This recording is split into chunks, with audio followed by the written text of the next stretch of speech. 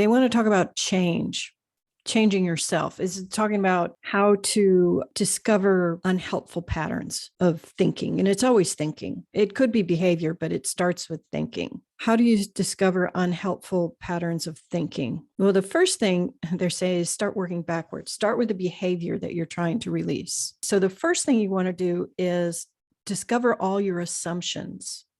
And, like just make all this list to yourself. So insert any behavior that you're trying to change or release or something, that any habit.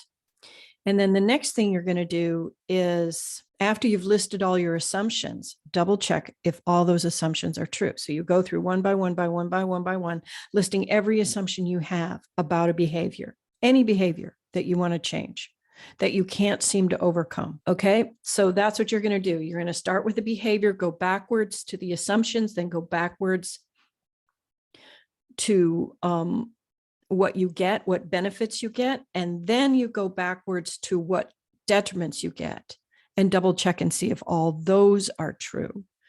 And what you're going to end up with is a mindful noticing exactly what this behavior is doing. That's what you're going to end up with.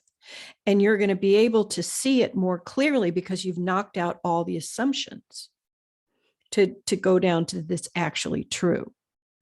And then you can mindfully, and I mean noticing, you can attach the same benefits to a different behavior. You see what I mean? So you can take that, whatever that is that you're trying to change that is harmful to you, and attach the benefit that this quote unquote harmful behavior gives you. Like, for example, smoking. So you're trying to quit smoking. So you can attach that benefit to something else. So the benefit of smoking is it calms you. So you can find something else that calms you. Do you get what the guides are talking about? And that is how change starts. It first starts with noticing exactly what's going on.